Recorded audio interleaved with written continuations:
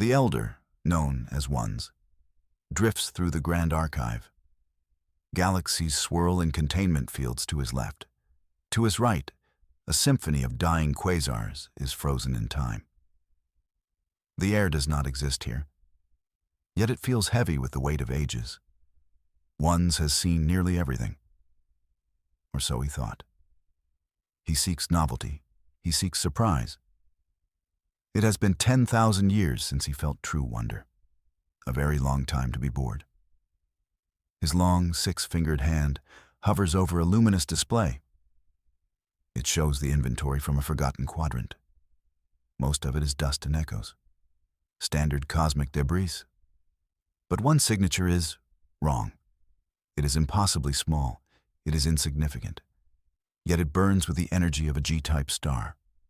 A paradox. A whisper in a library of roars.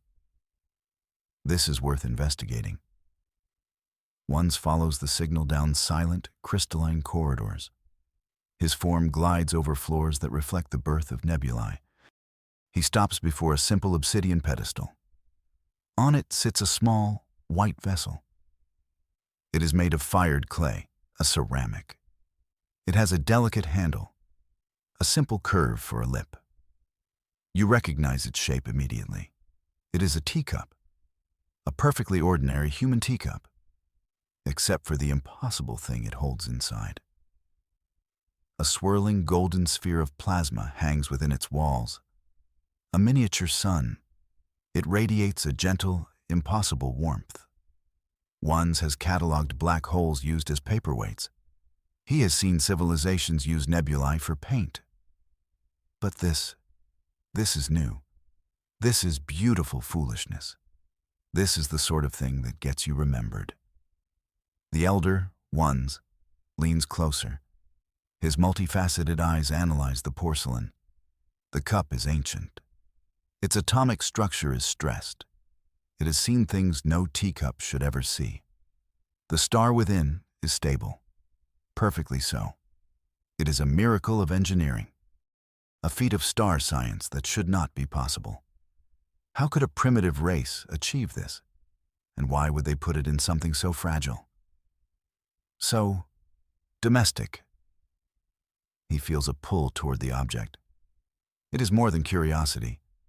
It is a resonance, an echo of a powerful emotion. He extends a single, curious finger. The porcelain is smooth. It is cool to the touch despite the star it holds. He lets his fingertip rest upon the rim. He closes his eyes. And the archive, the universe, falls away. You are no longer with the Elder. You are somewhere else entirely. You are watching a memory. You see a human engineer named Anya. Her face is smudged with grease and weariness. But her eyes burn with a fierce, unwavering light. She stands on the observation deck of a dying colony. Outside the window, a cold, empty blackness. Their star had faded. It was a flicker where a fire should be. The world below is encased in ice. The last city is a dim glow under a frozen shield. She holds the teacup in her hands. It is empty. It is plain. It is one of a million just like it. Yet she cradles it like the most precious object in existence. It belonged to her daughter, a daughter she lost to the cold, to the dark. Her voice is a low whisper. It is a promise to a ghost. I am going to get you a new son, she says. I will put it in your cup. I will bring back the light. The colony's council had called her mad. They said her grief had broken her mind. Harvesting a star was impossible. Containing it was a fantasy. They had given up. They were rationing the last of their energy. They were preparing for the long, quiet end. Anya refused. She would not let humanity's last light go out. Not while she could still fight. She looks at the empty cup one last time. It is a symbol of everything she has lost. Soon, it would be a symbol of everything she could save. She would weave a net of space-time. She would catch a spark from a dying god, and she would bring it home, This was her vow. This was her first promise. You can feel her resolve. It is a force of nature, stronger than gravity, hotter than any star. You are on her ship now. She calls it the Promise. It is a small vessel, not a warship, not a great explorer. It is a modified hauler. Its engines are jury-rigged. Its hull is patched with mismatched alloys. Her crew is just two other souls. Jax, the pilot with nerves of steel and a terrible sense of humor. Lena, the quiet technician whose hands could soothe any machine. They are approaching their target, a red giant, a star named Cygnus X7. It is in its final death throes. It swells and shudders. Great plumes of stellar fire erupt from its surface. They are beautiful. They are deadly. Jax whistles low from the cockpit. She's putting on quite a show for us, he says. Almost a shame we have to bottle a piece of it. Anya watches the star on the main viewer. Her face is grim. This isn't a show, she replies. It's a warning. The ship shudders as they cross the star's outer corona. Proximity alerts scream through the bridge. Lena's fingers fly across her console. She reroutes power. She reinforces the shields. Shields are holding at 90%. Lena reports calmly. Barely. The journey has taken months. They have crossed sectors of empty void. They have dodged pirate clans and navigated asteroid fields. All for this moment. To approach a collapsing sun, to steal a piece of its fire. Anya looks at her crew. They are afraid. She is afraid. But they trust her. And she trusts them. Let's get a little closer, Anya says. I want to see the stitches before we start weaving. Jax just grins. You heard the lady, he says to the ship itself.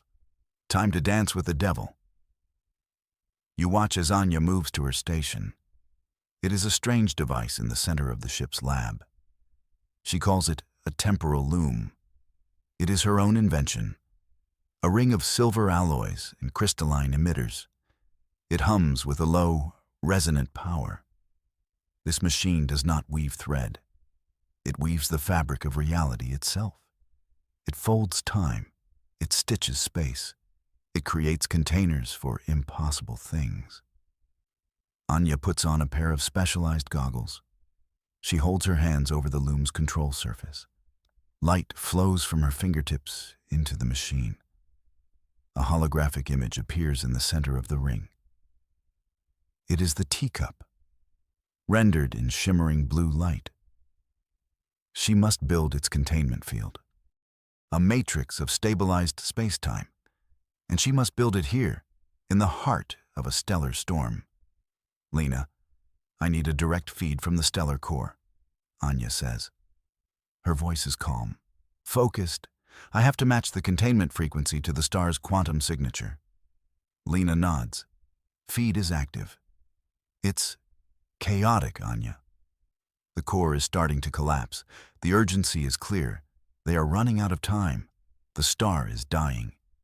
And it plans to take them with it. Anya ignores the shuddering of the deck. She ignores the blaring alarms. Her world shrinks to the loom, to the pattern of light between her hands. She is a master craftsman at work. She pulls threads of space-time. She twists them into a quantum knot. She reinforces the structure with temporal locks. She is building a cage made of logic and mathematics, a cage for a god. Jax's voice cuts through her concentration. 5 minutes until the predicted supernova event, he warns. Maybe less. Anya doesn't look up. That's 5 more minutes than I need, she says. It is not a boast. It is a statement of fact. The crew prepares for the most delicate part of the mission. They call it the quantum net. It is a gossamer web of energy, a net woven from stabilized space-time itself. Lena stands at her console. Her face is pale in the flickering emergency lights. Net projector is online, she says. Field integrity is stable. For now. The ship groans around them. The star's gravity is trying to tear them apart. Anya looks at the main viewer. The red giant is pulsing. Its light shifts and contorts. It is a beast in its death agony. The core is imploding, she says. This is our only window. Jax, get us into position. The pilot's hands are a blur on the controls. He eases the Promise into a dangerously close orbit. Close enough to feel the star's final, ragged breaths. We are in the casting zone, Jax announces. His voice is tight with strain. Any closer and we become part of the show. Anya takes a deep breath. This is it. The culmination of her life's work. The single moment upon which everything depends. Lena, she commands. Cast the net. Lena's fingers dance across her panel. Casting now, she replies. A shimmering, invisible field expands from the ship. It races toward the convulsing star. You see it on the ship's tactical display. A thin, fragile line against an overwhelming fire. They are not trying to catch the whole star. They are aiming for something smaller, infinitely smaller. A single quantum mote, the seed of a star, a single spark of its soul. The net must catch it just as the supernova begins. A second too early, the mote does not exist. A second too late, they are vaporized. The timing must be perfect. Their lives and the future of their colony depend on it. The ship's computer begins a frantic countdown. 10 seconds to supernova. The star seems to shrink. It pulls all of its light and energy inward. 9, 8. The silence on the bridge is absolute. 7, 6. Anya watches the readings from the net. It is holding. 5, 4. Get ready to pull us out, Jax. Anya whispers. 3, 2. The star vanishes. For a single terrifying moment, there is only darkness. Then, light. An explosion of impossible silent fury. The supernova erupts, but just before it does, the net snags its prize. We have it, Lena screams. Mote secured. Initiating transfer. A beam of pure golden light lances out from the net. It strikes the ship. It flows through conduits to Anya's lab. It pours into the temporal loom, into the waiting, empty teacup. The porcelain vessel begins to glow. At first, it is a soft, gentle pulse. Then it grows brighter. Warmer, the light fills the lab. It pushes back the shadows. It feels alive. Anya stares at her creation. The quantum mote settles within the cup's containment matrix. It swirls into a perfect miniature sun. Her daughter's teacup now holds a star. It shines with the warmth of a newborn sun. Jax doesn't wait for the celebration. I'm getting us out of here, he yells. The ship lurches violently. He pushes the engines far beyond their safety limits. The supernova's shockwave is expanding, a wall of pure energy and radiation. It is moving at nearly the speed of light.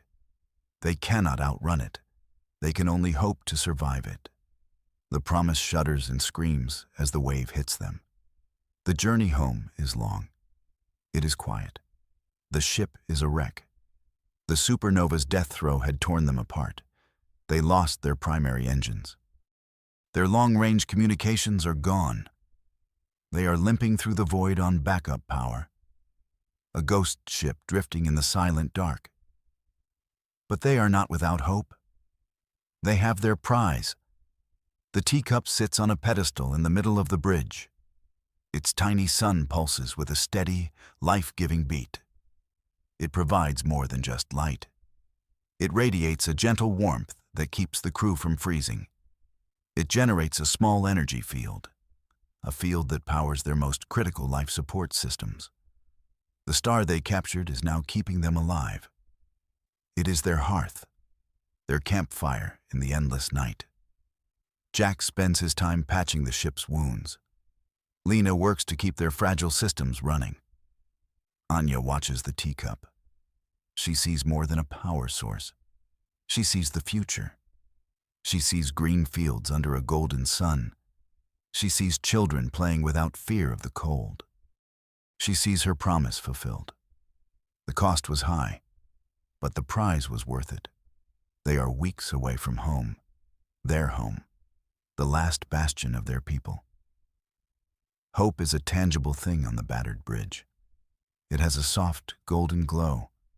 It fits perfectly in a teacup. Anya allows herself a small smile. A real one, for the first time in years. They did it. They had actually done it. They had stolen fire from the gods, and they were bringing it home. They arrive. The ship drops out of its final jump. Home. The frozen planet hangs before them in the void. But something is wrong. Terribly wrong. The city's shield should be glowing, a beacon of warmth and light. But there is only darkness. A deep, silent shroud covers their world. No lights, no communications, no energy signatures, nothing. Anya's heart turns to ice. "Lena," she says, her voice barely a whisper. "Scan for life signs. Anything." Lena's hands shake as she works the controls. The scanner sweeps the planet, once, twice. The result is always the same.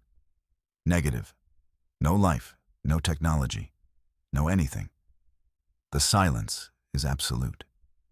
Jax brings the ship into a low, desperate orbit. They fly over the city. The great dome is intact, but it is dark, dead. There are no signs of a struggle, no wreckage, no weapons fire. It is as if everyone simply vanished. They land the ship in the central plaza. The silence is the only thing that greets them. They put on environment suits. They step out onto the frozen ground. The air is still. The city is a tomb. They walk through empty streets.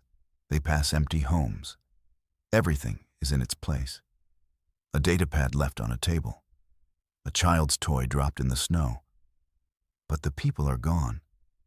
All of them. Anya falls to her knees.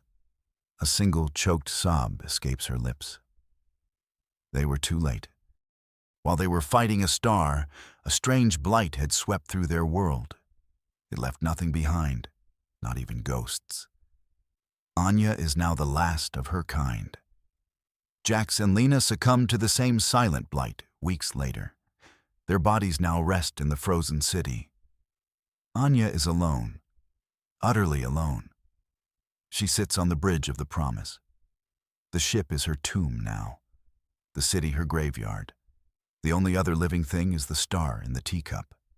It pulses on its pedestal, a warm, mocking reminder of a victory that meant nothing. She picks it up. The porcelain is warm against her skin. She had done the impossible for a world that was already gone. She had brought back the sun, but there was no one left to feel its warmth. Her grief is a physical thing, a crushing weight that threatens to extinguish her. For days she does nothing. She just sits. She holds the star, and she remembers. But humanity was not a species that surrendered easily. It was not in Anya's nature. Her grief slowly, painfully transforms. It crystallizes into a new purpose. The star could no longer be a new sun for her colony. Its purpose must now change. It could not give life to her people. But it could carry their story. It could be their memory, a testament to who they were, a message to whoever might find it. You watch as Anya works. Her grief has been forged into a new resolve. She returns to the temporal loom, the machine that had woven a container for a star. Now, she will use it to weave a story. She interfaces the ship's log with the loom. Every detail of their mission, every hope, every fear. She records the history of her people, their rise, their journey to this frozen world, their quiet, mysterious end. She speaks of her daughter, of the promise she made. She pours all of her love, all of her loss, into the recording.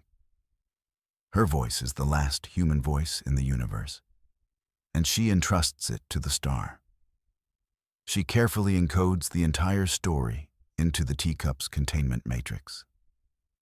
The data becomes part of the vessel itself, woven into its very fabric.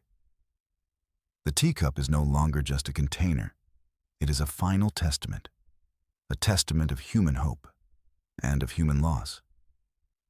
When she is finished, the teacup feels different, heavier, not with mass, but with meaning. It is a library, a memorial, a heart holding the ghost of an entire civilization. Anya looks at it. Her work is almost done. There is only one thing left to do. She cannot let this story die with her. It must be sent out. It must be a witness. Anya spends her final weeks preparing a probe. It is a small, simple device, little more than a specialized container with a propulsion unit. It has one purpose: to travel the void, to protect its precious cargo, to endure for an eternity if needed. She works with a slow, deliberate care. Every connection is perfect.